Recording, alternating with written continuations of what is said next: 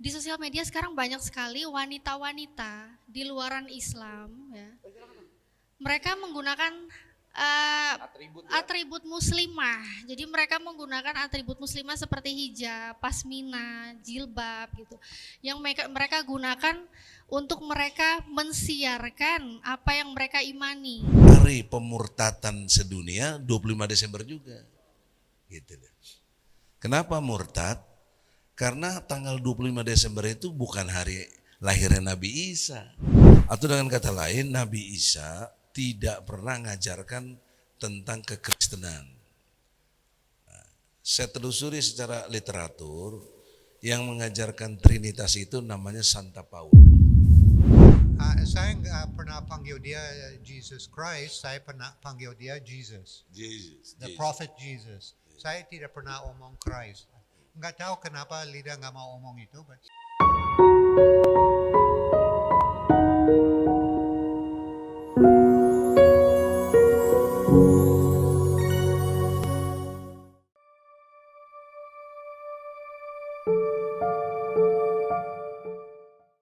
Mbak Natali, saya kira kita akan berangkat dari wanita dulu. Mbak Natali, beliau juga sekarang ini aktif ya berdakwah di sosial media. Bagaimana mengcounter isu-isu negatif terhadap pandangan orang di luar Islam tentang Islam itu sendiri. Sorry, sekarang saya tuh banyak kaget ya. Ketika sekarang saya banyak melihat orang-orang di luar Islam sekarang itu menyampaikan menyampaikan pesan-pesan agamanya itu pakai jilbab loh, Mbak. Sekali lihat ya. Pakai jilbab, kemudian pakai ornamen-ornamen agama lain. Saya juga lihat, waduh, sekarang tuh menjadi sesuatu yang, nah ini nanti Bang Egy saya kira, emang sekarang kayak kalau dulu kan sensitif banget itu Bang.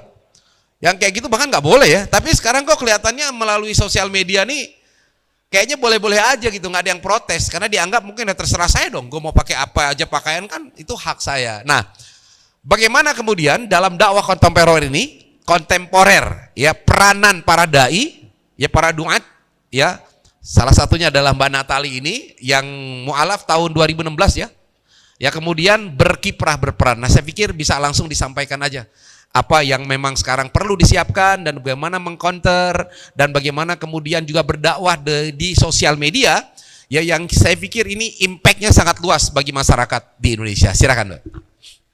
Bismillahirrahmanirrahim. Assalamualaikum warahmatullahi wabarakatuh. Ya Masya Allah, tabarakallah ya, Alhamdulillah bisa hadir di sini. Sebelumnya saya ini biasanya hanya muncul di sosial media, jarang sekali saya langsung ketemu, apalagi banyak jamaah di sini ya, Masya Allah. Nah jadi perkembangan yang saya amati ya teman-teman ya, di sini di sosial media itu seringkali benar tadi yang disampaikan ya sama Pak Ustadz. Di sosial media sekarang banyak sekali wanita-wanita di luaran Islam ya. Mereka menggunakan atribut muslimah. Jadi mereka menggunakan atribut muslimah seperti hijab, pasmina, jilbab gitu. Yang mereka gunakan untuk mereka mensiarkan apa yang mereka imani. Contohnya di TikTok, di YouTube. Nah, buat teman-teman, kalau ini jangan dikira saya cuma asal ngeklaim, nggak ada contohnya, nggak apa-apa saya sebutin ya. Itu ada di channel YouTube, ada yang namanya Mikana. Orangnya cantik, Masya Allah. Tapi kesenangannya apa? Menggunakan hijab, ya, menggunakan kerudung. Terus ada juga Bunda Hana dan banyak sekali teman-teman lainnya yang Kristen di sana. Mereka menggunakan hijab, tapi yang dibahas tentang keimanan mereka. Tapi parahnya, mereka itu menggunakan media TikTok itu sebagai sarana untuk diskusi. Jadi ada orang-orang Islam. Nah ini jangan sampai kita ini yang Islamnya bisa dibilang masih awam nekat masuk ke situ untuk diskusi. Karena apa? Mereka akan mencoba mencari-cari cara supaya orang-orang Islam baik yang masuk ke situ ataupun yang menonton itu terjebak. Karena mereka punya ini ya, di amanat agungnya mereka itu kan beritakanlah ya Injil ke seluruh bangsa dan jadikanlah mereka muridku, kan kayak begitu. Nah di situ mereka ingin mengkristenkan semuanya, siapapun dari kalangan manapun. Jadi mereka akan mencomot-comot juga dengan atribut yang sudah mereka pakai, atribut muslim. Mereka mencomot-comot di ayat Al-Quran seperti di surat Az-Zukhruf ayat 61 mereka comot yang dikatakan Nabi Isa itu pertanda hari kiamat, tapi dibilang di situ ada kata-kata ikutilah aku, inilah jalan yang lurus. Di situ mereka menyamakan dengan ada yang di keyakinan mereka bahwa Nabi Isa itu katanya Yesus itu jalan yang lurus. Jadi mereka suruh menyembah Yesus. Padahal mau dicari di dalam Al-Quran pun ya, mau dipaksakan gimana pun tetap kafir orang yang menuhankan Isa ibnu Maryam. Jadi banyak sekali mereka pakai cara-cara seperti itu ya. Jadi itu cara salah satu caranya ya. Ada juga yang mereka menggunakan istilahnya apa ya yang beredar ya, lebih tenar kayak indomisasi kayak gitu-gitu lah ya. Jadi banyak memang di jalan-jalan, kita lihat juga di channel YouTube, banyak orang-orang cari yang awam-awam, yang dikira-kira perekonomiannya mungkin kurang, itu langsung diarahkan untuk didoakan mengimani Yesus sebagai Tuhan, seperti itu.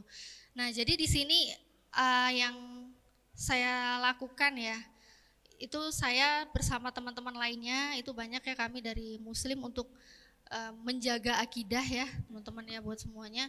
Di situ kami berusaha untuk mengingatkan, dan kalau diskusi langsung, kita pun bisa diskusi langsung bahwa bisa dibuktikan satu-satunya agama yang diridhoi Allah hanyalah agama Islam, dan agama para nabi itu adalah Islam, seperti Nabi Ibrahim ya, surat Al-Baqarah 131 sampai 132 itu Nabi Ibrahim Muslim, terus Nabi Musa juga surat Yunus ya ayat 84 itu juga Muslim, bahkan Hawariyun pengikut Nabi Isa itu semua pun Muslim di Ali Imran ayat 52. Mungkin itu dulu aja. Ya. Oke, sebelum berpindah ada hal yang menarik. Kan kalau saya melihat dari perjalanan Mbak Natali ini, bahwa dulunya adalah termasuk orang yang taat menjalankan agamanya. Artinya Islam itu didapat ketika sudah mendalami agama sendiri, kemudian di situ muncul keraguan. Ya, betul ya? Betul. Oke. Nah, sekarang kan banyak juga orang yang barangkali dia tidak mempelajari Islam lebih dalam gitu, kemudian ingin jadi mu'alaf. Entah itu karena ingin menikah atau apa. Nah, sarannya gimana? Kalau seandainya ada hal yang seperti ini gitu. Artinya sebenarnya dia belum mempelajari Islam, cuman karena kebutuhan, entah itu kebutuhan untuk menikah, ya, atau kebutuhan untuk apa, sehingga ya kebanyakan sih untuk nikah ya, sehingga akhirnya dia ingin menjadi mu'alaf. Nah, bagaimana kemudian Mbak Natali melihat fenomena yang seperti ini, apa sih yang sebenarnya harus dilakukan gitu? Ya.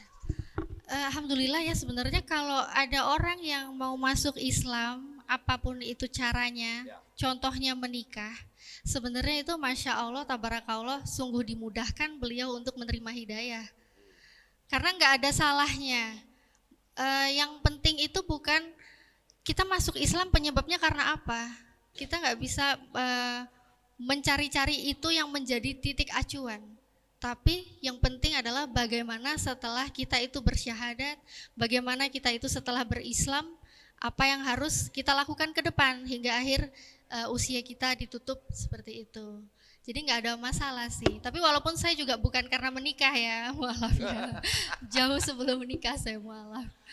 Ya, ini jawaban yang sangat bijaksana. Ya, kita kemudian tidak boleh prejudis juga Ibu. Wah, ini masuk Islam karena pengen nikah gitu kan? Ya, karena ada cerita yang seru juga nih, saya ceritakan di sini. Ada justru Muslim, seorang Muslim dia pengen nikah dengan pasangannya yang beda agama. Nah, kemudian dia untuk meyakini dia berangkat umroh, ya. Nah, setelah umroh nih Bu, pulang umroh dia murtad. Luar biasa nggak? Kita bingung, kalau setelah umroh malah murtad nih orang. Ya, kenapa demikian? Kalau menurut saya sebenarnya wajar. Kenapa wajar? Karena dia niat umrohnya itu niat pengen nikah dengan orang yang berbeda agama. Nah, makanya kemudian saat umrah Allah pelintir aja hatinya, karena niatnya adalah ingin menikah, ya udah, ya kan lebih gampang kalau dia pindah agama, langsung nikahnya jadi kan. Nah, jadi hati-hati tuh. Kenapa? Niat ini sangat menentukan apa yang akan terjadi. Ya, karena dia tadi pengen nikah dengan orang yang beda agama, bagaimana supaya nikahnya lancar? Akhirnya Allah lancarkan sesuai dengan keinginannya. Kira-kira seperti itu. Oke.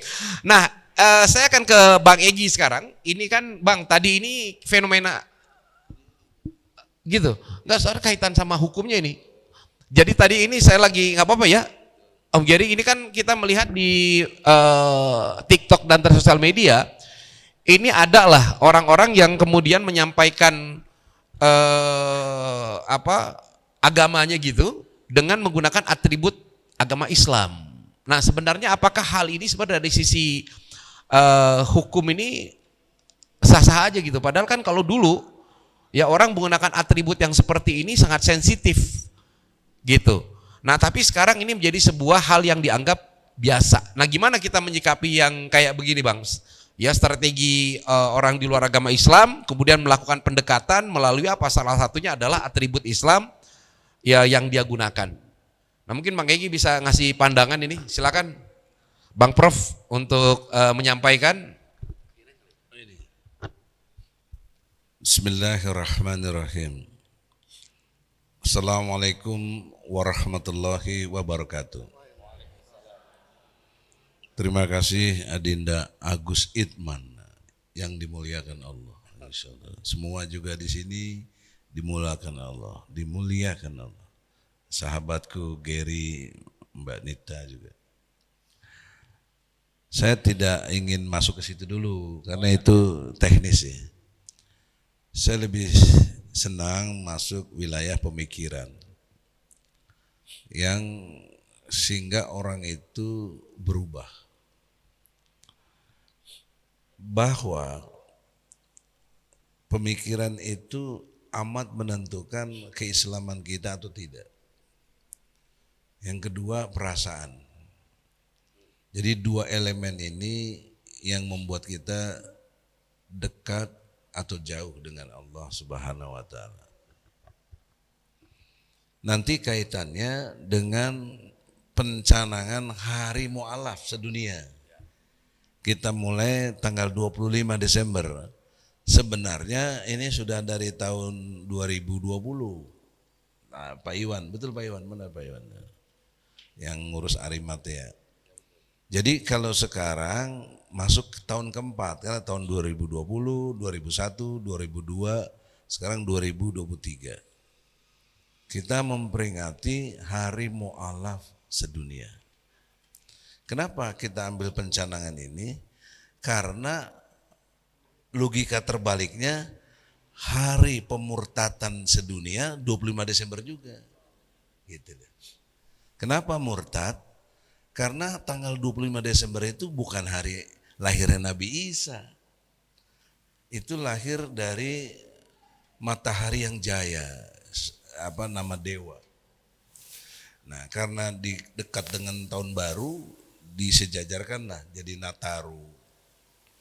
Sebelumnya itu bisa diartikan merayakan Natal itu bisa waktu itu seingat saya bulan Maret. Ya. Nah, maka perombakan sampai menjadi 25 Desember itu bukanlah ajaran dari Nabi Isa.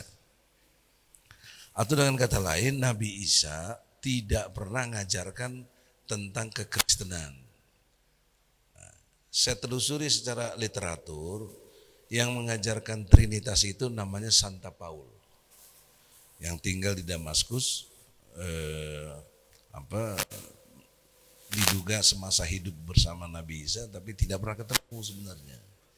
Dialah yang mengkonsep Trinitas, bukan Nabi Isa. Nah, itu pendekatan sejarah. Nah, pendekatan pemikirannya harus berangkat dari Al-Quran. Makanya orang-orang yang sudah mu'alaf, kalau tidak berbasis kepada Al-Quran, maka tidak akan bisa kuat.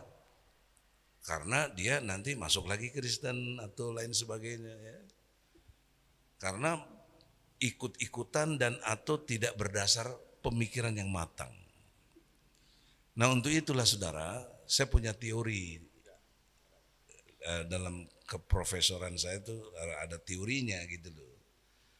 Karena Anda juga banyak dengar nama profesor, dokter, tapi nggak punya teori. Apa teorinya coba? Pernah aku dengar, si Fulan Profesor A itu teorinya apa? Nggak ada. Ya, kalau nggak usah sebut nama, tapi kan banyak kali profesor. Ya antara lain misalnya Megawati lah kalau disebutkan, teorinya apa dia profesor? Kan harus punya basis teori untuk bisa disebut profesor. Nah, teori saya namanya OS Jubedil. OS itu singkatan dari objektif, sistematis, toleran. Jadi OS. Cara berpikir yang OS, objektif, sistematis, toleran, melahirkan sikap jiwa yang jubedil. Jujur, benar, adil. Tanpa berpikir objektif, tidak mungkin kita mendapatkan kejujuran, kebenaran, dan keadilan. Itu bisa dibuktikan dengan amat sangat betapa cara berpikir OS Jubedil ini jelas-jelas petunjuk Allah dan Rasulnya. Jadi teori yang saya bukan satu teori yang baru juga, tapi saya menemukannya berdasarkan logika Al-Quran. Nah, di situ barunya. Bahwa Al-Quran itu punya logika, banyak orang nggak tahu. Bahwa Al-Quran itu rinci, banyak orang nggak tahu. Bahwa Al-Quran itu benar, adil, sempurna, banyak orang nggak tahu. Termasuk yang udah lama Islamnya. Saya kasih contoh misalnya, kerincian Al-Quran, ya. Apa yang Allah sebutkan dulu ya. Mulai dari tadi saya bilang sama Muhammad atau siapa Iwan, mana Al-Quran ini kan banyak terjemahan nih. Tolong ibu-ibu supaya kita ini agak lama sedikit tapi mendapati pemikiran. Mana Al-Quran? Ya kok ke sini. Atau yang punya download itu di HP ada nggak Bu? Nah itu Agus. Nah, itu surat Al-An'am ayatnya 100 ini 114 115 ya, untuk membuktikan secara letterleh perintah Allah dan nanti ditemukan dengan logika, artinya ada pikiran di situ dan perasaan. Coba ibu-ibu biasakan juga dong, rajin baca Quran. Dia yang lain. Udah baca. 114. Ya, apa?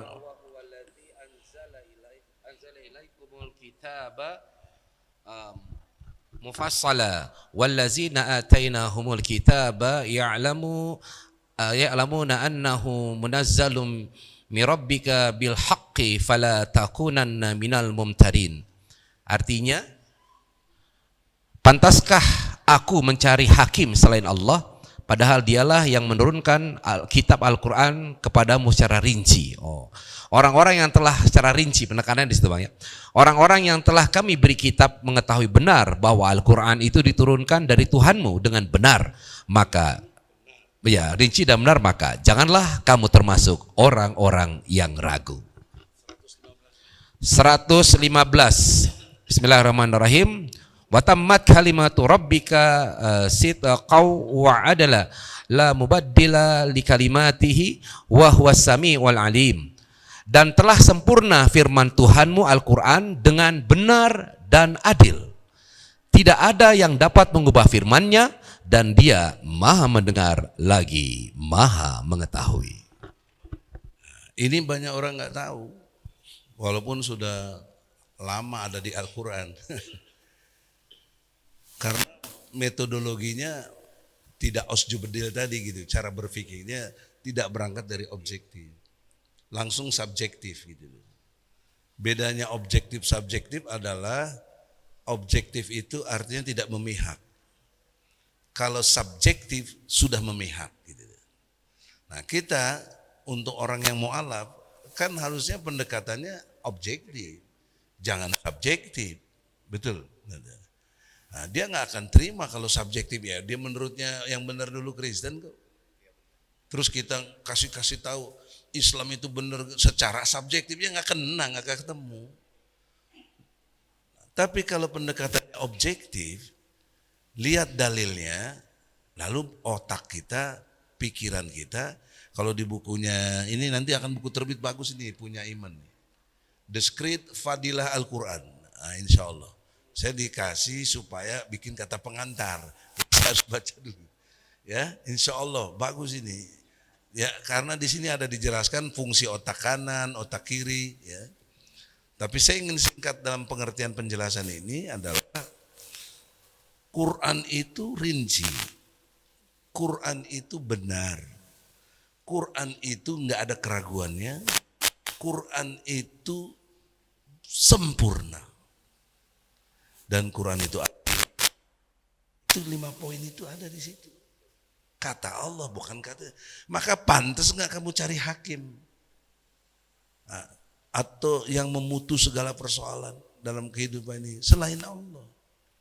Kasih contoh yang perlu diskusi sedikit ya, tapi tajam gitu. Ini orang Amerika, asumsinya kan orang Amerika pinter-pinter Pak ya. Ya seperti itu. Itu pertanyaannya ya, dalam konsep yang sederhana aja, perkawinan. Ada nggak konsep perkawinan menurut ajaran selain Islam? Waktu Anda belum masuk Islam, kenapa Anda nikah sama si fulan atau sama si fulani itu? Ikutin ajaran siapa? Dulu apa? Kristen? Dulu Kristen. Kristen.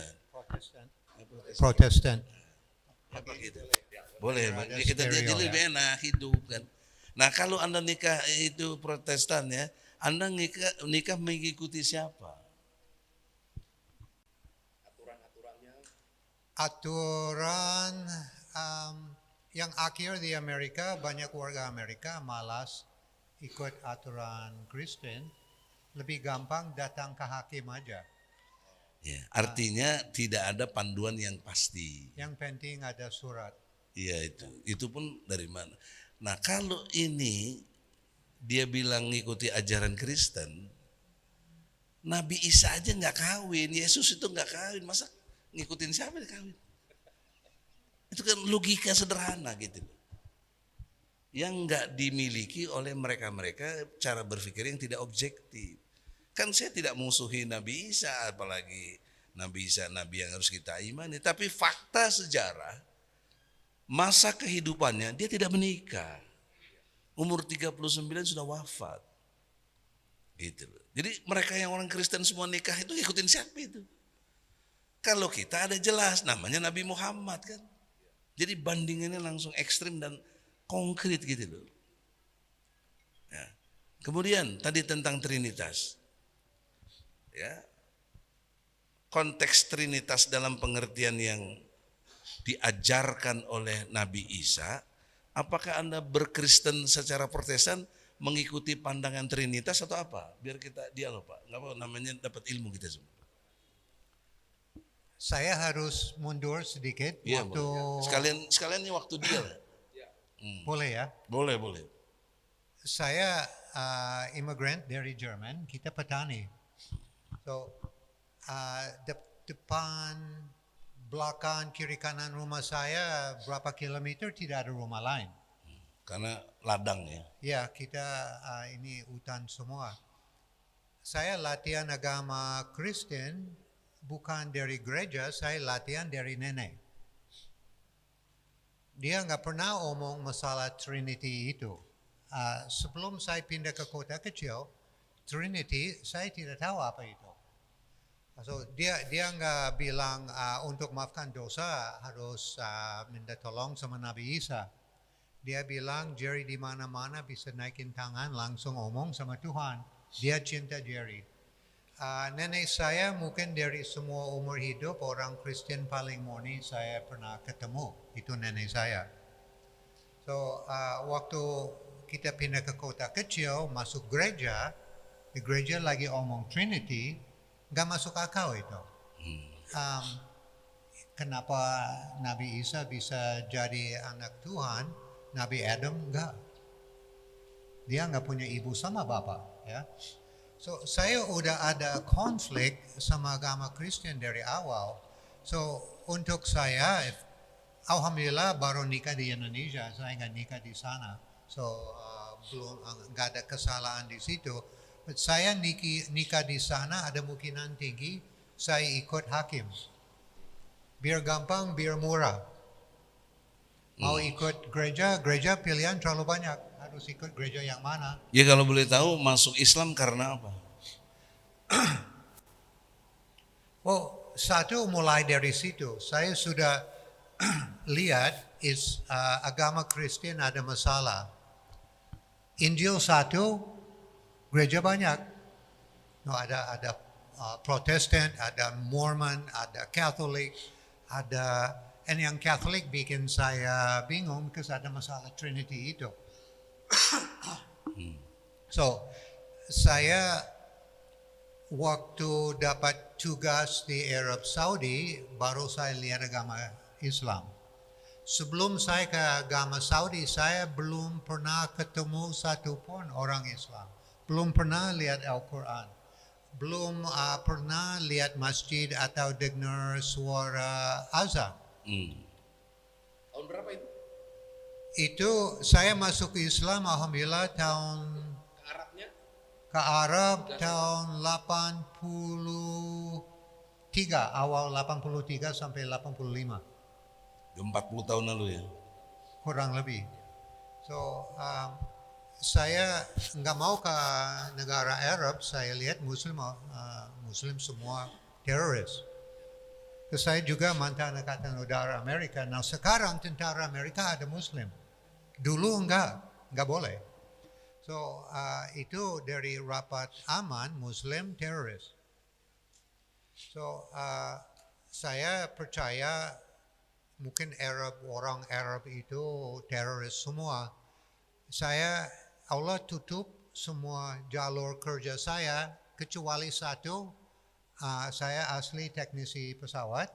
Boleh kerja di Arab Saudi. Gaji besar, takut mati, nggak mau. Allah bikin saya lebih susah. Dalam kondisi 6 bulan tidak bisa makan, tidak ada orang bantu saya harus berpikir. Terus ada satu malam saya nangis seperti bayi. Minta tolong, saya waktu itu belum kenal nama Allah. So saya minta tolong sama God, please help me. Tolong ambil jiwa saya tidak mau hidup lagi kecuali Allah, God, mau maafkan semua dosa saya minta jalur hidup seperti Nabi Isa. Nah, Allah kasih jalur itu. Nabi Isa Muslim. Nah, Ingat nyebut Nabi Muhammad ya?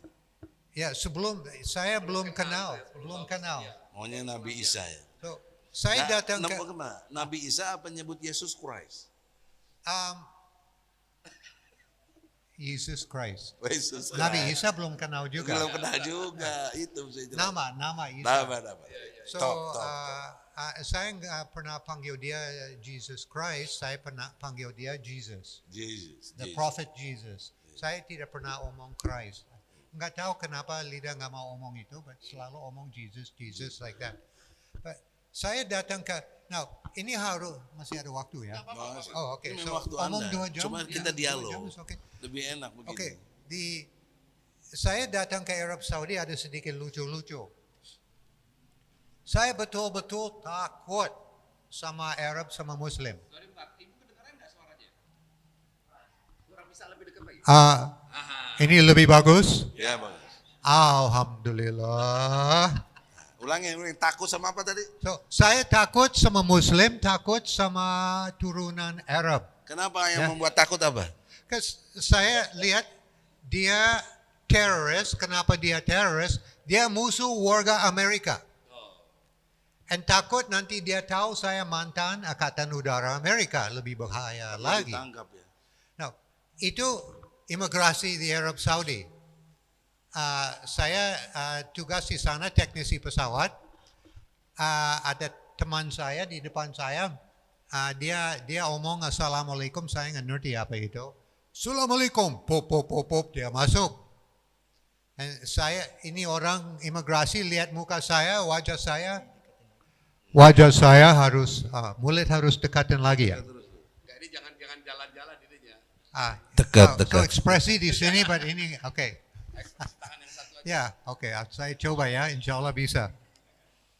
So, di imigrasi lihat wajah saya pucat, paspor. Kenapa datang ke sini? Mau kerja di mana? Lockheed. Lockheed di mana? Nggak tahu. Nanti datang ke sana ada jemput. Yang siapa mau jemput? Tidak tahu. Boom, diambil saya masuk ruangan di belakang. Saya mungkin masuk penjara sebentar lagi. Terus ada orang periksa saya, yang periksa saya bisa lihat saya betul-betul takut sama orang Saudi. So dia kasih syahe, teh manis ya, kasih teh manis, obrol-obrol sama saya. Sudah ada relax, sudah lihat saya orang baik, boleh masuk ke dalam. So, saya masuk ke dalam di Arab Saudi, di shopping di mall, ada suara Allahu Akbar, Allahu Akbar. Semua karyawan hilang. Bingung ya. Saya mau bayar ini dulu. Tunggu. Semua lari ke belakang. Saya masuk toko emas. Tidak ada karyawan. Ini toko emas. Bisa dirampok, Pak ya? Saya bisa ambil semua. Buat apa saya kerja di sana, ambil semua pulang. Bego ini orang. And, yang punya toko emas, yang satu datang, dia tanya kenapa Bapak tunggu di luar. Saya takut nanti Bapak pikir dia pintar bahasa Inggris ya. Saya takut Bapak pikir saya maling, nanti potong tangan saya nggak mau tangan hilang. Ini Allah punya semua, ini semua harus balik ke Allah. Kamu perlu ambil, orang lain perlu diambil. Ini bukan hak milik saya, ini semua harus balik ke Allah. Saya belum lihat iman sebelum hari itu.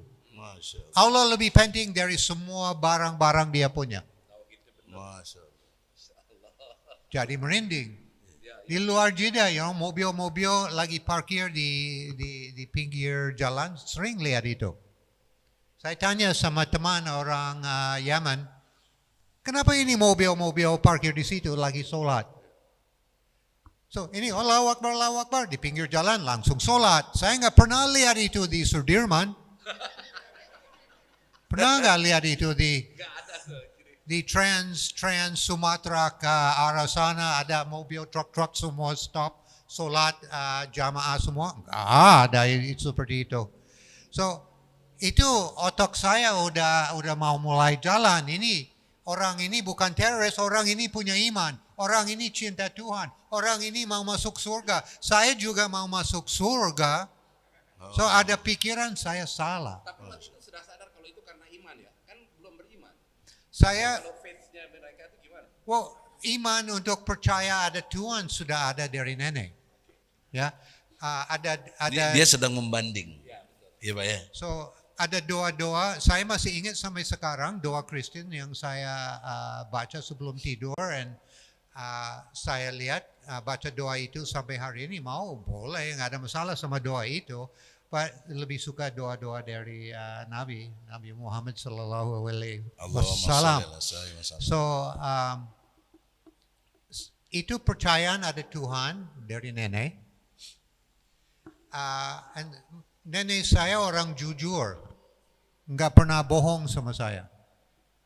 So saya datang ke gereja, dia bilang harus di atas Nabi Isa. Saya lagi, nenek nggak pernah ngomong itu. So saya betul-betul percaya nenek. And saya di mana-mana, saya berapa kali hampir mati dalam hidup saya.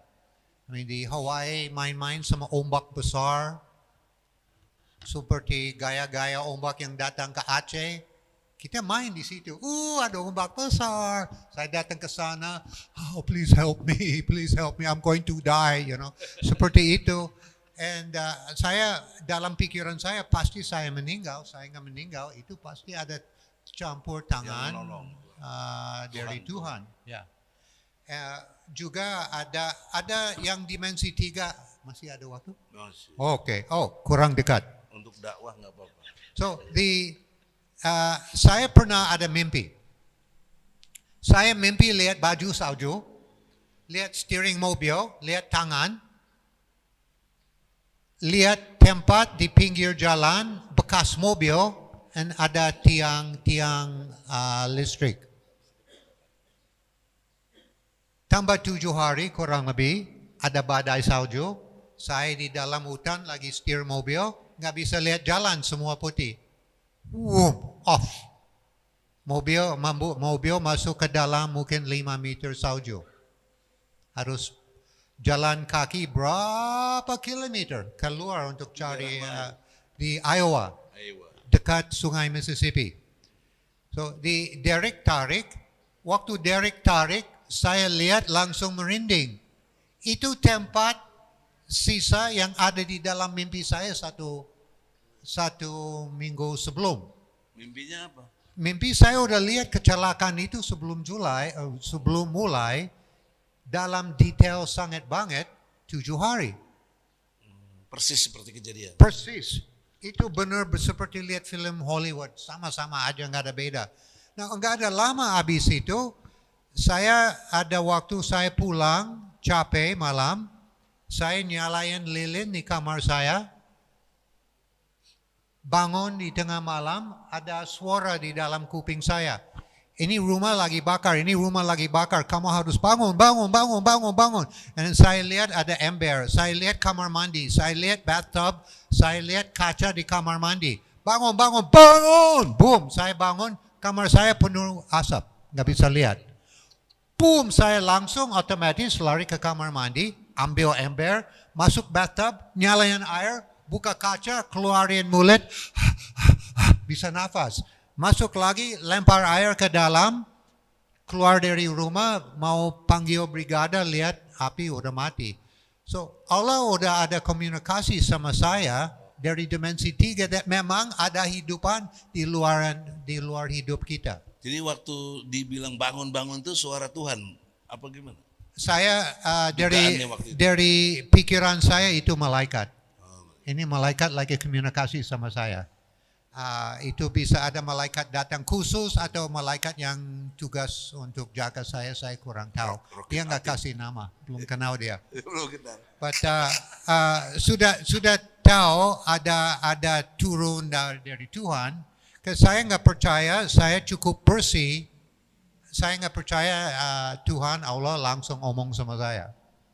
So now ada satu lagi habis masuk Islam. So di Arab Saudi, kembali lagi ke Arab Saudi, saya tanya sama orang Yemen nama Ahmad. Ahmad, dalam Islam nggak ada beda-beda jauh dari Kristen saya lihat. Kecuali masalah Nabi Isa anak Tuhan, dari Islam ini Nabi bukan anak Tuhan. Saya mau tanya ini, tomorrow, I will tell you tomorrow. Besok saya kasih tahu. Saya sedikit kecewa, kenapa harus tunggu hari besok? Akhirnya? Saya lagi di bawah pesawat, di dalam hangar, di bawah pesawat, obrol sama teman, ada rasa. Dari jauh, lihat ada orang. Orang lebih dekat, rasa lebih tinggi. Lebih dekat lagi, lebih tinggi. Dia lagi pegang apa? Dia lagi pegang pakai 2 tangan begini. Dia buka kain, itu Al-Quran bahasa English. Ini, Jerry bisa baca ini, bisa tahu semua hal-hal yang Jerry tanya sama saya. Lebih bagus Jerry baca sendiri. Waktu pegang Al-Quran, langsung suk di sini, sudah sadar semua isi di dalam Al-Quran itu benar, itu 100% benar, saya 100% percaya sebelum baca. Kenapa begitu? Kan belum baca. Yang merasa itu kontak batin, ada feeling, kontak batin. Waktu saya baca ada berapa ayat depan dia, saya just lagi lihat-lihat, langsung nangis. Langsung, udah Gary sadar. Nangis. Gary nangis. Ya, nangis. And itu berat untuk... Apa yang dibaca? Masih ingat gak? Enggak ingat. Atau yang membuat nangisnya apa? Nangis dari sadar. Semua umur hidup saya bego. Semua umur hidup salah. Baru sadar, ini agama saya. Ini agama benar, ini agama Nabi. Ini agama yang betul-betul saya mau ikut. Sudah sadar sebelum baca. Tapi itu belum Islam kan tadi ya? Belum. Oh no, itu belum belum Islam. Baik, mungkin ke Mbak Natali. Ya, kita juga mau compare nih. Natali, kenapa yang menyebabkan Anda masuk Islam? Biar nanti di-compare. Alhamdulillah ya, hidayah datang dari Allah itu karena saya mempelajari kitab suci saya yang lama. Karena apa? Mempelajari kitab suci yang lama dan memutuskan menjadi pengikut Yesus yang setia. Jadinya ya masuk Islam. Yang membuat masuk Islam. Iya, jadi mempelajari dari kitab suci saya yang lama. Karena di dalam Bible sendiri, ini nggak apa-apa bahas Bible di sini. Nggak apa-apa. Oke. Karena dalam Bible saya sendiri, itu Yesus sendiri kan, saya kan memutuskan untuk jadi pengikut Yesus ya. Sedangkan Yesus sendiri itu ngomong di dalam Bible, di Markus 12 ayat 29, hukum yang terutama ialah, dengarlah hai orang Israel, Tuhan Allah kita, Tuhan itu Esa. Nah jadi dari situ saya berpikir dengan akal yang sehat, Yesus berkata Tuhan Allah kita, berarti kita itu termasuk yang berbicara, yaitu Yesus.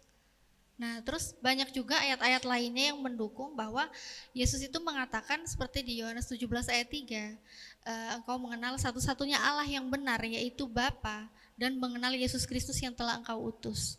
Poinnya di sini Yesus mengaku utusan. Agama mana lagi yang memuliakan Yesus sebagai utusan, yang menempatkan posisi seperti apa yang Yesus katakan. Nah itu saya hanya melihat agama di muka bumi yang memuliakan Yesus sebagai utusan hanyalah Islam.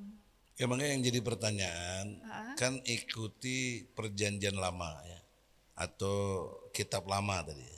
Perjanjian lama dan perjanjian baru sih, kalau Yesus semua kan perkataannya di perjanjian baru. Ya artinya mau konsisten menjadi pengikut Yesus gitu Iya, kan? Oh kenapa jadi pindah ke Islam, itu pertanyaannya. Iya, karena Yesus terbukti dia adalah hamba Allah, hamba Tuhan. Karena di dalam Matius 12 ayat 18, di situ Yesus dikatakan, inilah hambaku yang kupilih, yang kukasihi, yang kepadanya ku berkenan.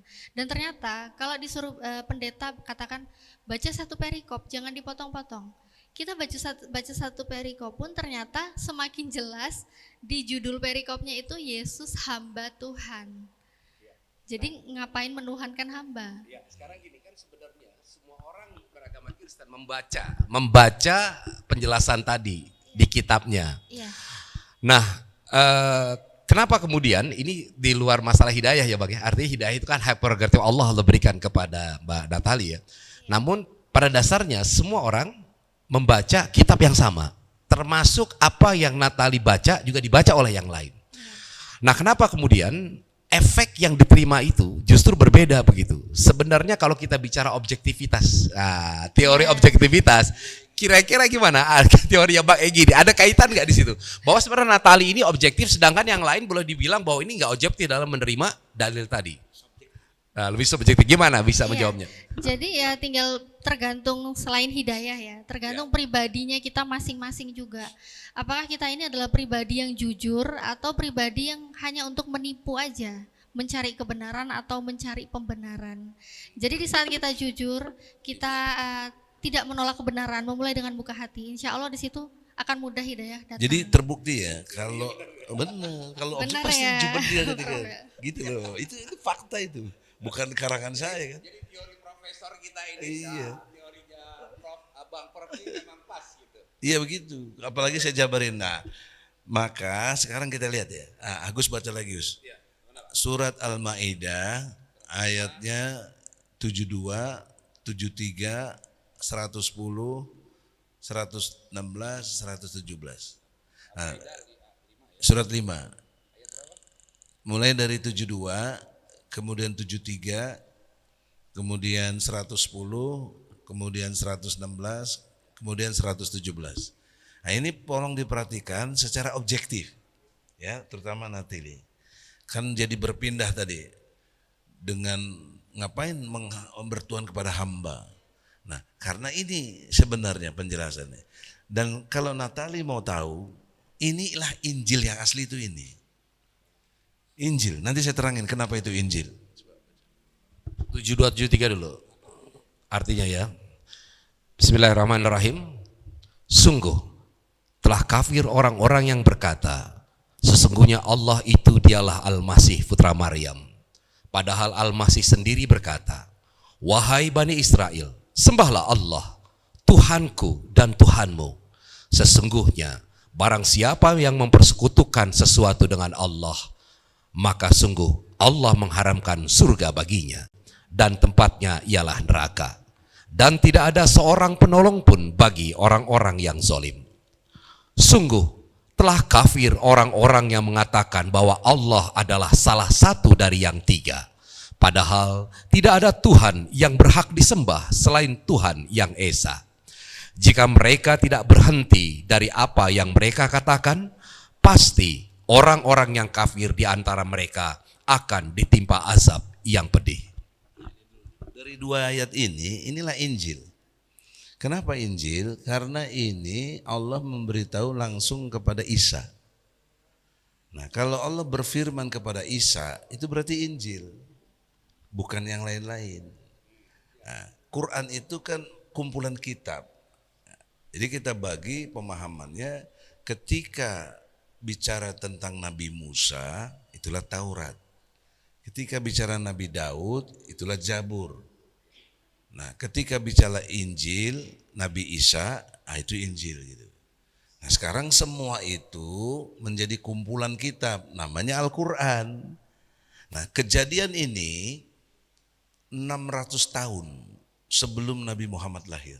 600 tahun. Ya. Ke kita sekarang 600 tambah 1445 tahun. Jadi udah 2000 tahun lebih ayat ini sudah dikumandangkan. 2000 tahun lebih. Objektivitasnya nggak ada berubah kualitas informasinya. Nggak ada pergeseran dan nggak ada perubahan nilai-nilai. Jadi ini namanya objektif. Kita nggak berpihak kepada Al-Quran, tapi objektivitas kita berpikir mengatakan kita mesti mempercayai iman kepada ini, karena kalau ini bukan wahyu bagaimana caranya? Ada informasi yang ribuan tahun tetap abadi. Nah, kekeliruan tadi menurut saya dari jumlah penduduk dunia ini kan sekarang 8 miliar. 2,5 miliar itu Kristen. Bagi-bagilah, ada Protestan, ada apa. Tapi kumpulan besar 2,5 miliar orang. Keliru dalam memahami ayat-ayat Quran. Ayat-ayat Allah, sehingga masih dalam memahami kaitannya Trinitas tadi. Padahal Allah sudah jelas, telah kafir siapa yang mengatakan Isa itu putra Maryam. 2 kali Allah sebut, telah kafir siapa yang menganggap Allah salah satu dari Tuhan yang 3. Tuhan yang 3 itu kan Trinitas. Nah, jadi konteksnya dengan Natalan, kenapa kita ini hari pemurtatan buat mereka harusnya, dan buat kita jadi hari mu'alaf, itu siapa yang ngucapin selamat Natal kan namanya aja mengucapkan, berarti mengakui ada Tuhan selain Allah. Itu substansinya. Sehingga kita tidak boleh mengucapkan selamat Natal, bukannya kita intoleran, tapi logikanya, betul enggak? Betul. Anda akui itu logikanya. Ya, itu masuk akal itu. Saya ingin kasih tahu berarti kita ini enggak cermat. Karena sudah dianggap kalau kita nggak ngucapin Natal intoleran, itu enggak benar. Quran kok telah kafir, jelas-jelas exactly, nggak perlu penafsiran. Kan tadi sudah bilang pengantarnya, Quran itu rinci, Quran itu benar, Quran itu adil, Quran itu sempurna. Apa yang mau diragukan lagi? Nah, kekeliruan lainnya adalah memandang hebatnya Nabi Isa, bisa nyembuhin orang sakit, bahkan menghidupkan kembali orang mati. Kan begitu, sehingga dia disangka sebagai Tuhan. Begitu ya pandangan dulu kan orang lain. Nah, baca 110-nya coba. Pak, tapi waktu jadi pejabat dulu ngucapin juga. Siapa? Ya enggak lah, lawan aja enggak. Kita dari dulu. Orang kan kalau jadi pejabat suka agak berubah. Enggak. Insya Allah. Kalau Apa lagi, Pak? 110. 110. Bentar ya. 110 aja ya. Oke. Panjangin ya, Bang. Bismillahirrahmanirrahim. Dan ingatlah ketika Allah berfirman, wahai Isa putra Maryam. Sebentar, Allah berfirman ke siapa? Nabi Isa, wahai Isa. Jadi itulah Injil. Ya. Inilah Injil. Jadi itu menunjukkan Injil. Karena Allah berfirman kepada Isa. Apa yang difirmankan oleh Allah? Ingatlah nikmatku kepadamu dan kepada ibumu sewaktu aku menguatkanmu dan Ruhul Kudus. Engkau dapat berbicara dengan manusia di waktu masih dalam buayan dan setelah dewasa. Dan ingatlah ketika aku mengajarkan menulis kepadamu, juga hikmah, Taurat, dan Injil. Dan ingatlah ketika engkau membentuk dari tanah berupa burung dengan seizinku, kemudian engkau meniupnya, lalu menjadi seekor burung yang sebenarnya dengan seizinku. Dan ingatlah, ketika engkau menyembuhkan orang yang buta sejak lahir, dan orang yang berpenyakit kusta dengan seizinku. Dan ingatlah, ketika engkau mengeluarkan orang mati dari kubur menjadi hidup dengan seizinku. Dan ingatlah, ketika aku menghalangi Bani Israel dari keinginan mereka untuk membunuhmu, dikala engkau mengemukakan kepada mereka keterangan-keterangan yang nyata. Lalu orang-orang kafir di antara mereka berkata, ini tidak lain, hanyalah sihir yang nyata. Itulah. Pengertian ingatlah itu bisa juga ketahuilah. Pikirkanlah, lihatlah objektif gitu. Bahwa ke semua kemampuan hebatnya Nabi Isa itu izin Allah. Menghidupkan orang mati, izin Allah. Untuk dimensi manusia lain nggak mungkin. Tapi kalau Allah izin, nggak ada yang nggak mungkin. Tidak ada yang tidak mungkin bagi Allah. Maka Allah tegur juga Nabi Isa. Apakah kamu ngajarin Trinitas? Nah, itu di 116 itu. Dan 117. Oke. Bismillahirrahmanirrahim. Dan ingatlah ketika Allah berfirman, wahai Isa putra Maryam. Allah berfirman kepada siapa tuh? Nabi Isa. Nah, itulah Injil. Ya. Engkaukah yang mengatakan kepada orang-orang, jadikanlah aku dan ibuku sebagai dua Tuhan selain Allah? Isa menjawab, Maha suci engkau. Tidak patut bagiku mengatakan apa yang bukan hakku. Jika aku pernah mengatakannya, tentulah engkau telah mengetahuinya. Engkau mengetahui apa yang ada pada diriku, dan aku tidak mengetahui apa yang ada padamu. Sungguh, engkaulah yang maha mengetahui segala yang gaib. Jadi Allah bertanya, Isa, apa kau ajarin Trinitas? Ya enggak ya Allah, mana mungkin aku ngajarin. Aku enggak bisa ngajarin enggak yang seperti kau ajarin.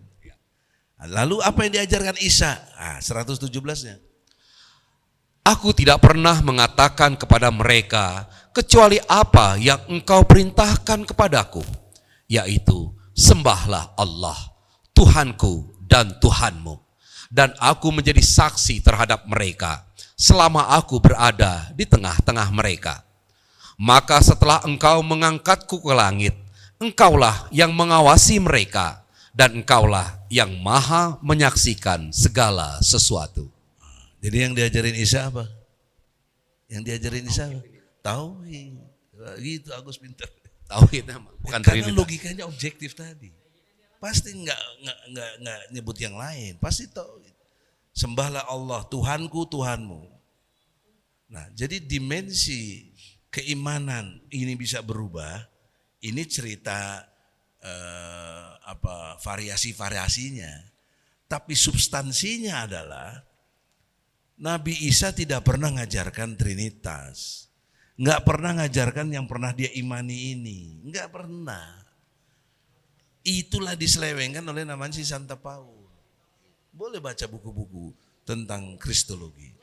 Ya, yang berkait dengan itu. Ya.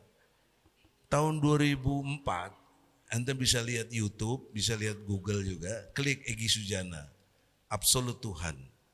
Ya. Dengan pendekatan objektivitas ini, saya debat di Unibrau dengan pendeta Roland namanya, dia rektor teologi Kristen di Batu, Malang. Nah, jadi dalam debat saya bertaruh secara intelektual. Kalau saya kalah, saya masuk Kristen. Tapi kalau you kalah, lu masuk Islam, berani nggak? Ada itu. Dia nggak jawab iya atau enggak. Oh, sekedar tahu aja, Pak Dr. Egi, saya ini sudah keliling ke 60 negara. Saya ini sudah baca sekian ratus buku.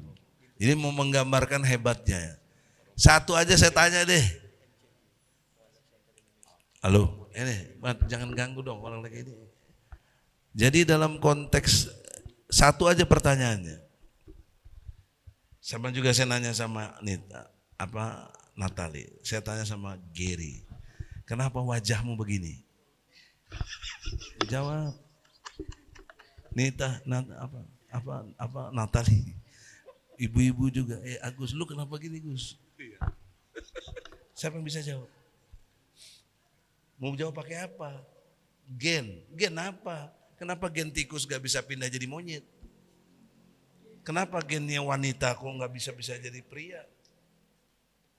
Nah kalau nanya sekedar akal, gak kejawab. Dia gak bisa jawab. Tapi kalau pakai Al-Quran, bisa kejawab. Coba surat 3. Ya, ayatnya, Al-Imran ayatnya 6.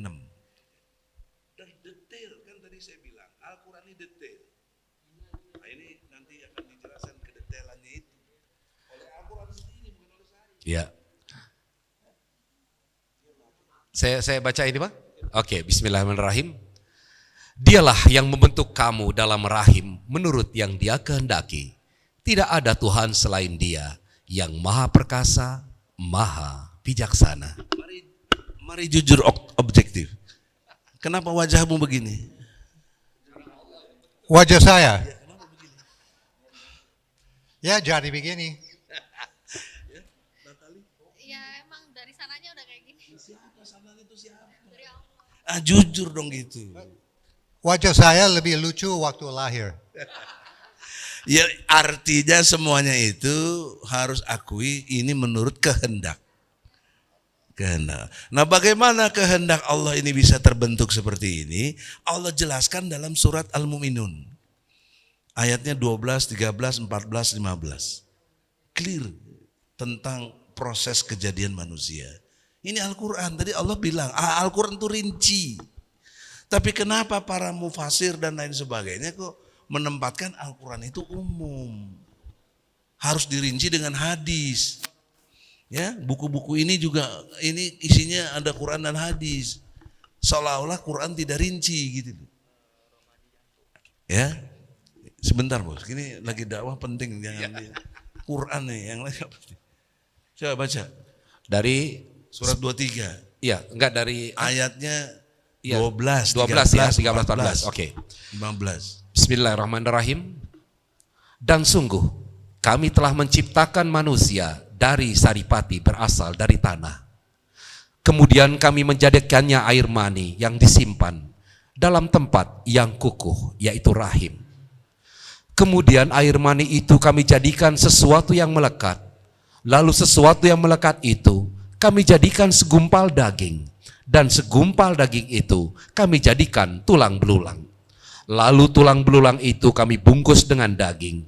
Kemudian kami menjadikannya makhluk yang berbentuk lain. Maha suci Allah, pencipta yang paling baik. Kemudian setelah itu, sungguh kamu pasti mati. Mati. Ada manusia yang nggak mati? Nggak ada, mati semua. Ada manusia yang nggak begini, segumpal darah, segumpal daging, tulang belulang, ya, dari mulai sperma dan ovum. Adakah ilmu kedokteran pada tahun ini? Nggak ada. Ilmu kedokteran itu abad 17 menuju ke 18. Ini udah abad keberapa ini? Ya, waktu zaman Nabi aja abad ke-6. Dan sebelum ini udah ada. Tadi tentang cerita Isa, ya, cerita Nabi Musa 3.500 tahun lalu. Bahkan tentang Fir'aun. Nah, supaya kita ngerti ya bahwa dimensi semuanya itu Allah atur dengan rinci. Jadi jangan sok-sokan kita merasa lebih hebat dari Al-Quran ini gitu loh. Jadi logikanya demikian. Maka oleh karena itu, saudara-saudara, itu dimensi fakta, data yang logis gitu loh. Maka teori objektivitas saya itu, teori sistematis dalam berpikir, teori toleransi, saya akan bertoleran kepada orang, pada siapapun, kalau yang bisa ngalahin Quran gitu. Tapi kalau Quran nggak bisa dikalahin, ngapain toleran sama dia gitu loh. Itu logika yang sederhana. Sementara kita ini toleran ini cuma karena perasaan nggak enak. Karena tetangga non muslim sekarang besok mau Natalan ngucapin selamat, ngapain? Nggak penting itu dan tidak perlu. Karena itu yang membuat kita jadi sesat. Dan disitulah masuknya godaan setan. Anda tahu nggak, Gus? Tahu nggak bagaimana cara setan menggoda? Bisikin aja. Ya bagaimana caranya? Nggak ada yang tahu. Karena ini hal gaib. Yang paling tahu siapa? Allah. Bagaimana Allah menjelaskan? Buka surat 22 ayatnya 52. Itu cara setan menggoda. Dan bagaimana lanjutannya juga dijelaskan secara rinci. Ini yang saya janjikan, menjelaskan sesuatu apapun yang bisa kita tanyakan secara rinci. Berdasarkan Quran, bukan pendapat saya. Coba baca. Iya. Dan kami tidak mengutus seorang rasul dan tidak pula seorang nabi sebelum engkau Muhammad, melainkan apabila dia mempunyai sesuatu keinginan, setan pun memasukkan godaan-godaan ke dalam keinginannya itu. Ulangi. Ketika Nabi punya keinginan, atau siapapun manusia punya keinginan, disitulah setan masuk menggoda. Pertanyaan saya, adakah manusia yang tidak punya keinginan? Enggak ada. Malaikat ya. Ikan yang setannya manusia. Bukan? Iya betul. Ketika ada orang keinginan minta 3 periode, masuk setan menggoda. Waduh. Bikin gitu. Wah, luar biasa godaan itu. Sampai ribu sekali. Karena keinginan. Nah, keinginan aja gak cukup. Bagaimana lagi setan menggoda? Dijelaskan dalam surat 20. Surat Toha ayatnya 120. Begitulah setan menggoda. Dahsyat luar biasa. Sampai Nabi Adam aja tergoda, coba bayangkan. Apalagi si Agus. Apalagi kita gitu. Nah, antum bagus dapat hidayah, luar biasa. Allah sayang sama kalian. Ya, coba baca. Kemudian setan membisikkan pikiran jahat kepadanya. Nah, setan bisikin apa? Pikiran jahat. Jadi udah keinginannya dipengaruhi, ditambah cara berpikirnya yang jadi jahat. Kan itu yang saya bilang tadi. Perasaan dan pikiran inilah yang membuat kita tergoda. Bagaimana cara setan menggoda? Lewat keinginan dan pikirannya tadi. Dari mana saja? Dijelaskan di surat 7. Ayat 17. Jadi Quran itu sangat Masya Allah lah. Komplitnya luar biasa dan kita nggak bisa ngomong pisang aja nggak bisa gitu. Yang bisa cau. Ya. Ini caranya ya. Caranya. Kemudian pasti aku akan mendatangi mereka dari depan, dari belakang, dari kanan, dan dari kiri mereka. Dan engkau tidak akan mendapati kebanyakan mereka bersyukur. Nah, itu setan. Dari depan, dari belakang, dari kanan, dari kiri. Kamu gak akan dapati orang-orang yang bersyukur kepadamu ya Allah. Dasar. Dari depan apa? Tentang future. Dari belakang apa? Tentang sejarah. Dari kanan kiri apa? Bisa pengaruh teknologi dan lain sebagainya yang begitu dekat dengan kita, kanan kiri kita. Disitulah setan masuk lewat keinginan dan pikiran jahat. Tapi ada 2 pertanyaan saya. Kenapa setan tidak bisa menggoda dari atas? Yang kedua, kenapa setan tidak bisa menggoda kita dari bawah? Karena dari bawah dan dari atas nggak disebut. Iya betul lah. Nah, ini gunanya akal, harus mikir berdasarkan Al-Quran. Pikirannya secara objektif gitu. Nah, kira-kira kenapa? Bu, Ulah cicing wae tuh ngomong. Saya dengar tadi Gary katanya bawa istri. Mana istrinya tuh? Ini dia. Mana tuh? Berkeluarga gitu, saudara. Ya, alhamdulillah istri nama Ratna Komala. Orang Sunda juga. Di rumah ada banyak lalap sama ayam bakar. Jadi udah nggak seneng. Oke ya, tapi ikut mikir ya. Pertanyaan saya tadi, kenapa tidak bisa goda setan itu dari atas? Kenapa setan tidak bisa goda kita dari bawah? Apa kira-kira Gus? Itu udah makin lama jadi Islam. Kalau di bawah ini kan nggak ada ini bang, tanah langsung kan? Iya, Bang maksudnya. kita gunanya otak itu, objektif. Nah, gini ya, kalau keliru boleh didebat, karena ini nggak ada di Quran, cuma pemahaman. Itu benar. Asumsi atas itu kan Allah. Kalau orang yang selalu ingat Allah, bagaimana mungkin setan bisa goda? Kalau dari bawah, anda kok cerdas itu, kan objektif itu. Bukan, ingat kematiannya. Kalau orang yang selalu ingat kematian, dekat dengan Allah, nggak mungkin setan goda, nggak mungkin. Luar biasa ya bang. Quran itu bos. Dengan teori tadi ya. Ya objektivitas itu, sistematis, toleran, harus jujur dan benar akui. Nah, dan sikapnya menjadi jubedil. Jadi isi Al-Quran itu apa saja yang menurut Allah perlu untuk dijelaskan. Jadi bedanya saya dengan orang banyak dalam konteks tafsir. Saya tidak menafsirkan, saya mentadaburi Al-Quran. Kalau tafsir itu perlu alat bantu, asbabun nuzul, kitab-kitab dan sejarahnya, tarikhnya dan lain sebagainya yang menopang untuk bisa menafsirkan. Saya tidak perlu itu. Saya bicara fungsi. Apa fungsi Al-Quran itu? Ada 3. Coba lihat surat Al-Baqarah 185. Maka sering-seringlah baca Al-Quran, karena fungsi Al-Quran itu amat sangat jelas. Dan bagi saya, tafsir sebagai penopang saja. Tapi substansinya saya tidak menafsirkan. Dari tadi saya tidak menafsirkan. Tapi lihat ayat sekian, apa bunyinya dan lain sebagainya. Coba. Al-Baqarah 185 bang ya. Ya. Bismillahirrahmanirrahim. Bulan Ramadan adalah bulan yang di dalamnya diturunkan Al-Quran sebagai petunjuk bagi manusia. Satu, sebagai petunjuk. Dan penjelasan-penjelasan mengenai petunjuk itu. Kedua, sebagai penjelasan. Dan pembeda antara yang benar dan yang batil. Pembeda yang hak dan yang batil. Itulah fungsi Quran. Apa mau apa Anda? Minta petunjuk apa? Ada. Mau menjelaskan seperti apa? Ada. Zaman sekarang misalnya satu contoh. Tentang politik yang seperti sekarang. Kok begini sih politik kita? Dan pada umumnya dunia. Nah Allah kasih abadi contoh politik yang gak benar. Siapa? Fir'aun. Apa yang dilakukan oleh Fir'aun? Buka surat 28.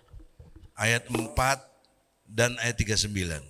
Lihatlah Fir'aun 3.500 tahun lalu dengan Fir'aun Jawa yang sekarang. Bisa lihat. 24 ya Pak? Surat 28 ayat 4 dan ayat 39.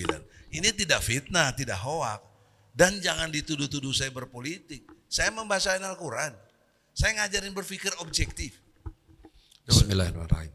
Sungguh Fir'aun telah berbuat sewenang-wenang di bumi. Satu, Fir'aun berbuat apa? Sewenang-wenang.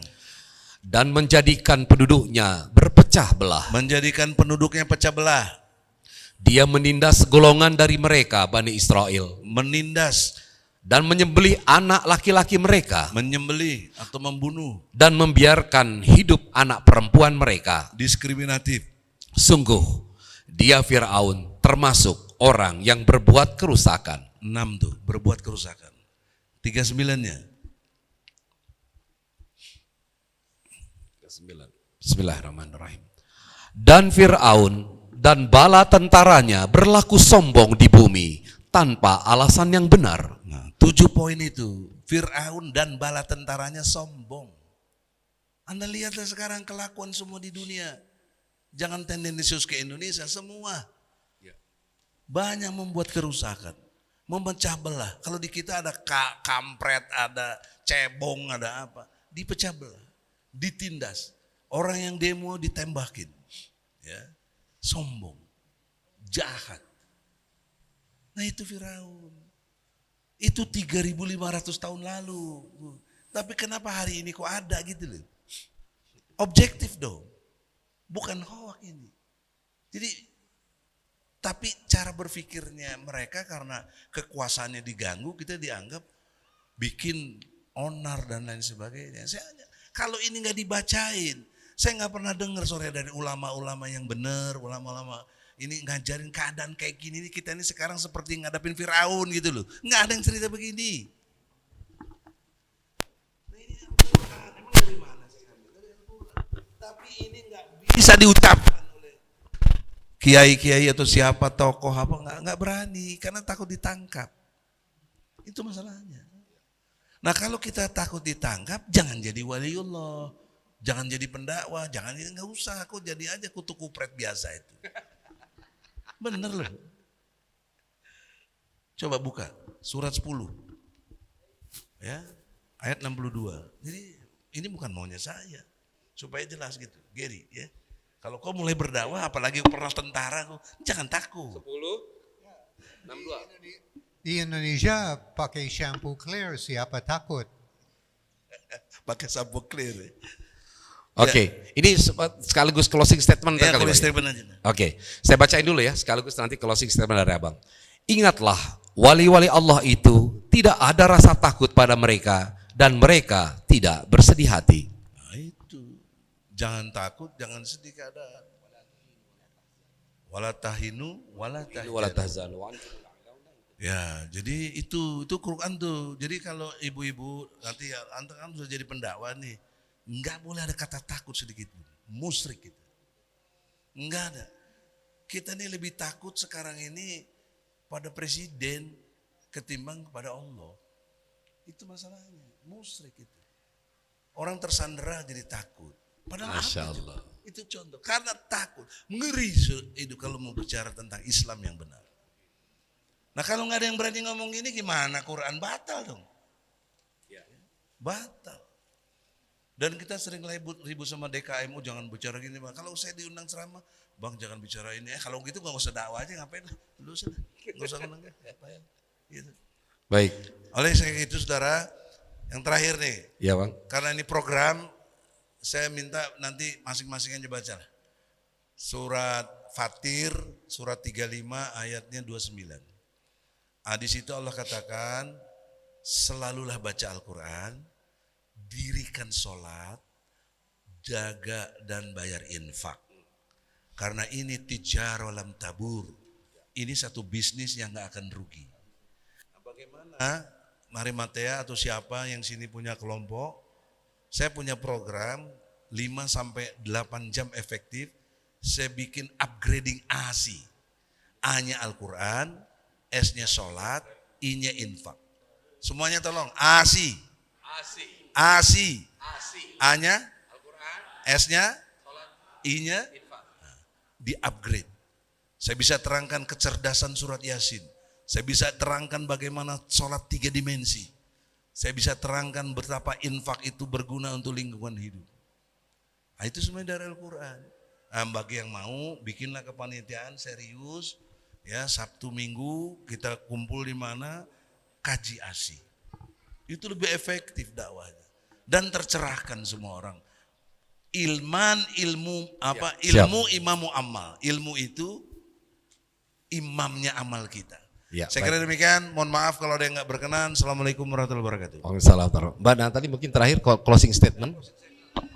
Ya, closing statement 1 minute or 2 minute, silakan. 1 or 2 minutes nggak bisa, 3 menit bisa. It's okay ya. Yang pending mikrofon dekat mulut biar Ya, silakan. suara ya. Oke. Untuk mualaf harus sadar itu uji untuk mualaf luar biasa ya. Luar biasa. Uji mualaf enggak berhenti sampai meninggal dunia. Orang udah dapat hidayah dari Allah, hidayah itu enggak hilang sampai meninggal dunia. Orang itu mau nakal, dikena apa bahasa Jawa itu kemplang ya. Kena pukul dari malaikat terus sampai masuk jalur yang benar yang betul.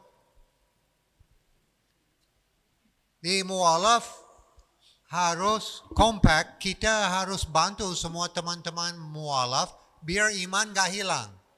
Kenapa uji ini luar biasa berat dan biasa untuk mualaf? Uji pertama duit hilang, jadi miskin, gak ada uang. Betul gak? Atau gangguan, banyak musibah, uang habis. Sekarang gak bisa dapat lagi. Kita sudah masuk hari-hari akhir dunia. Yang benar, tidak benar, jadi benar. Media internasional bohong. Apapun yang jadi di bumi ini sekarang, sebelum lihat jelas, jangan percaya. Harus lihat dari mata sendiri, ini benar enggak?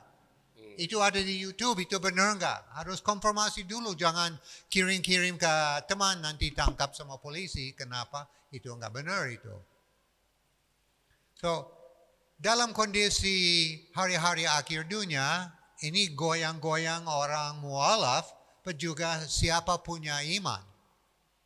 Jangan lepas iman. Islam sekarang harus bersatu, harus ikut sunnah Rasulullah yang benar, yang betul. Insya Allah kita semua menang, kita semua masuk surga. Yang penting itu surga, bukan kaya raya. Surga itu yang paling penting. Hidup di dunia sekarang gak enak. Kembali lagi insya Allah semua di sini, ruangan ini dapat izin untuk masuk surga. Alhamdulillah. Waalaikumsalam. Wabarakatuh. Ya, terakhir Mbak Natalis untuk kasih closing statement. Ya intinya yang mualaf termasuk saya yang sudah pernah, dan buat teman-teman yang lainnya mungkin punya kenalan yang mualaf. Jadi intinya jangan kaget kalau ketika kita ditimpa ujian, karena semakin berat ujian itu menandakan iman kita berarti semakin besar. Karena Allah sendiri yang pernah berjanji ya bahwa setiap orang yang beriman pasti akan Allah uji. Dan ingat juga dengan kenyamanan yang ada di dunia, karena di dalam surat Muhammad ayat 36 Allah pernah memberitahu kita, dunia ini hanyalah senda gurau yang melenakan. Jadi jangan sampai kita terlena, tetap kita hadapi, istiqomah, niatkan hanya untuk mencari ridha Allah. Semoga kita semua ketemu di jannah. Amin. Assalamualaikum sahabat wakaf, berwakaf di BWA mudah loh. Cukup menggunakan handphone sahabat saja. Caranya, buka browser di handphone sahabat, lalu klik www.bwa.id. Scroll ke bawah, pilih salah satu program yang ada di BWA, lalu klik dan pilih donasi. Mudah kan? Ingat wakaf, ingat BWA.